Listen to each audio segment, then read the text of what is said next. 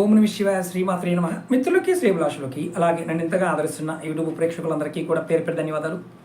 మిత్రులరా, మీ అందరికీ పరాదేవత ఎల్లవెల్లా మీతో ఉండి మీ మనోవాంఛ నెరవేర్చాలని మనస్ఫూర్తిగా కోరుకుంటున్నాను. ఈరోజు మనం ఈ వీడియోలో రాబోయే ఉగాది, అలాగే ఉగాది నుండి వచ్చే సమస్యలు, మనం ఎటువంటి పరిహారాలు చేసుకుంటే బయటపడతామో ఈ వీడియోలో తెలుసుకుందాం.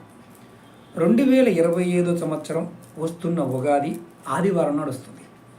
ఈ మార్చి నెలలో 5 ఆదివారాలు ఉన్నాయి. ఈ సంవత్సరం సూర్యభగవానుడు రాజు, సూర్యభగవానుడే మంత్రి. రాజకీయంగా వ్యవస్థలో సమస్యలు అనేది చాలా అధికంగా ఉంటాయి. ప్రాకృతికమైన విపత్తులు చాలా అధికంగా ఉంటాయి.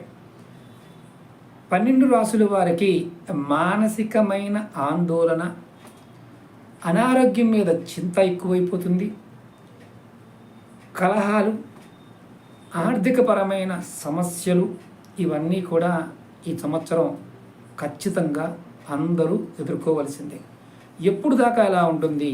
ఒక 7 సంవత్సరాలు ఇలాంటి సమస్యలు మనం ఎదుర్కోవాలి.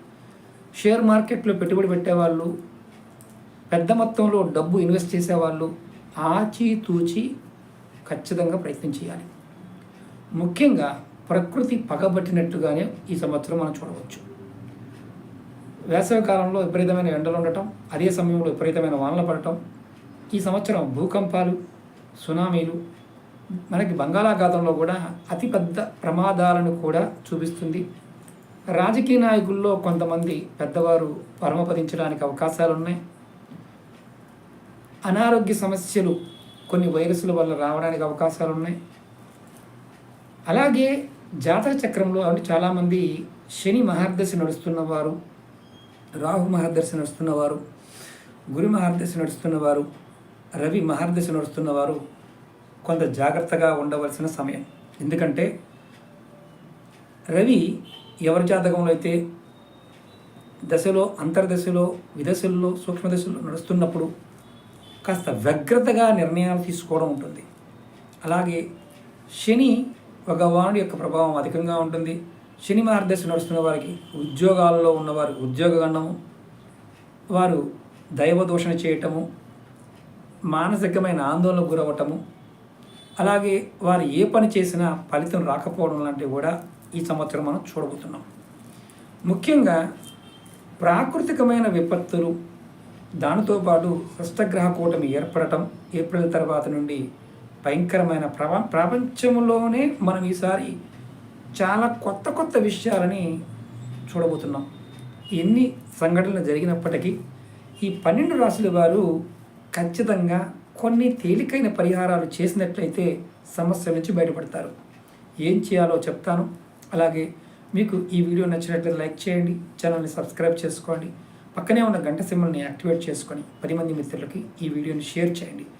ఎవరైతే జాతక పరిశీలన చేయించుకోవాలనుకుంటున్నారో, అలాగే నాతో మాట్లాడాలనుకుంటున్నారో, వీడియో డిస్క్రిప్షన్లో నెంబర్ ఇవ్వడం జరిగింది. ఆ నెంబర్కి కాంటాక్ట్ చేసి అపాయింట్మెంట్ తీసుకోండి.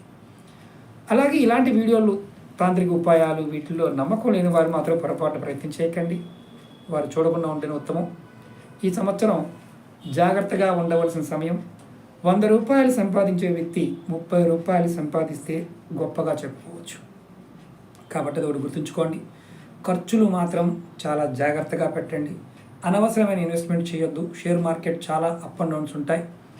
అలాగే లాటరీలు, ఈ తంబోలాలు ఇలాంటి ఆడేవారు ఒళ్ళు దగ్గర పెట్టుకోవాలి. పెట్టుబడి పెడితే అటే పోతుంది, రావడానికి అవకాశాలు చాలా తక్కువ. ఎందుకంటే ఒక యోగం కూడా ఉంది. శని రాహు కలిసి ఉండడం కూడా ఒక భయంకరమైన యోగాన్ని కలగజేస్తుంది. దానివల్ల కూడా ఇబ్బందులు వస్తాయి. ముఖ్యంగా మనం ఏం చేస్తే ఈ సమస్య నుంచి బయటపడతామో ఈ 12 రాసుల వారు ఈ వీడియోలో తెలియజేస్తాను. ఇది ముందుగా ఎందుకు చెప్తున్నాను అంటే, మీరు రాబోయే పౌర్ణమి నుండే మీరు ఇది ప్రయత్నించడం మొదలుపెట్టండి. మొట్టమొదటిగా ఎవరైనా సరే ఈ సంవత్సరం పెద్దలకి కాళ్ళకు నమస్కారం చేయటం, ఇంట్లో వృద్ధులు ఉంటే వారికి సేవలు చేయటం, అలాగే గోసేవ, గురుసేవ, దేవాలయ సేవ, అలాగే జంతువులకి, పక్షులకి, అంటే పంచభూతాల్లో ఉండే నీటిలో ఉండే వాటికి, అలాగే ఆకాశంలో తిరిగే వాటికి, చతుష్పాదాలు, కుక్కలు, ఆవులు, అలాగే పిల్లులు, మీరు దేనికైనా సరే ఆహారం పెట్టడం, చీమలకి బొరియల్లో ఉండే ఎలకలకి చీమలకి ఆహారం పెట్టడం, ఇవి ఖచ్చితంగా చేయాలి. మొక్కలకు నీళ్లు పోయటం, వీలైనంత వరకు ఈ సంవత్సరం మీరు మొక్కలు పెట్టడానికి ప్రయత్నం చేయండి. అంటే ప్రకృతికి దగ్గరగా ఉండే కార్యక్రమాలు చేస్తూ ఉండాలి. అలాగే ముఖ్యంగా 12 రాసుల వారు వారి కులదైవాన్ని ఆరాధించండి. కులదైవం తెలియకపోతే ఇష్టదైవానైనా ప్రతిరోజు కూడా ఒక 5 నిమిషాలు సమయాన్ని కేటాయించి మనసులో అయినా సరే జపం చేయండి. లేదు మాకు అంత సమయం లేదు, మాకు తెలియదు అనుకునేవారు ఖచ్చితంగా నవగ్రహ స్తోత్రాన్ని పారాయణం చేయండి. అలాగే అందరూ కూడా మనసులో ఉన్న కోరిక నెరవేరడం కోసం ఈ మంత్రాన్ని మీరు జపం చేయండి.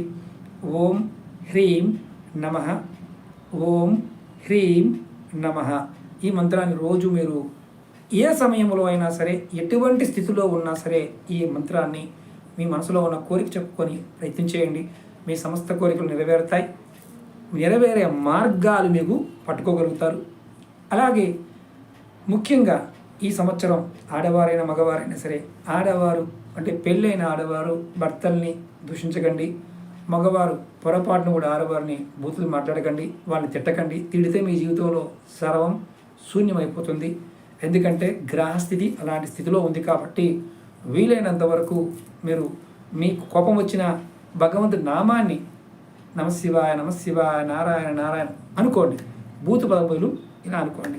దానివల్ల కూడా మీకు సమస్యల నుండి బయటపడతారు. నీతిగా, నిజాయితీగా, ధర్మంగా ఉండడానికి ప్రయత్నం చేయాలి. అప్పుడు యోగం కలుగుతుంది. ఇది ఎన్ని సంవత్సరాలు ఉంటుందయ్యా? 7 సంవత్సరాలు మనం ఈ సమస్యల్ని ఇప్పటి నుంచి చూడబోతున్నాం.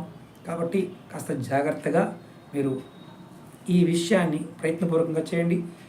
మతము మాదండి గురువుగారు, మరి మేమేం చేయాలనుకునేవారు ఖచ్చితంగా దైవనామము, పరోపకారము, అలాగే పెద్దలకి సర్వీస్ చేయటము, ఇవి ఖచ్చితంగా చేయండి. కోపం వచ్చినప్పుడు మీరు ఖచ్చితంగా భగవద్నామాన్ని స్మరించండి. ఎందుకంటే ఈ సంవత్సరం అందరికీ కోపం విపరీతంగా రావడానికి అవకాశం ఉంది. విపత్తులు కూడా అలాగే ఉన్నాయి, జల ప్రళయాలు ఉన్నాయి, జాగ్రత్తగా ఉండండి. అలాగే నిత్యావసర వస్తువులు, కూరగాయలు కూడా రేట్లు బాగా పెరుగుతాయి. బంగాళాఖాతంలో మనం కొన్ని ప్రమాదాలను చూడబోతున్నాం. తెలుగు రాష్ట్రాల్లో కూడా నీటి వల్ల, ప్రాకృతిక విపత్తుల వల్ల కొన్ని ఇబ్బందులని మనం ఏప్రిల్ నెల తర్వాత, ఏప్రిల్ నుండి జూన్ లోపు కూడా చూడడానికి అవకాశం ఉంది. అలాంటి జరగకుండా ఉండడానికి భగవంతుడిని ప్రార్థిద్దాం. ఎందుకంటే మహా విపత్తులని ఈ సంవత్సరం మనకి చూపిస్తుంది.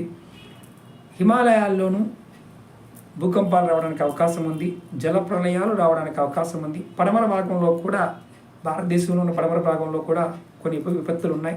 అంటే కొన్ని దేశాలది విడిపోవడానికి కూడా అవకాశం ఉంటుంది. అంటే ఎలాంటి గ్రహస్థితి ఇది?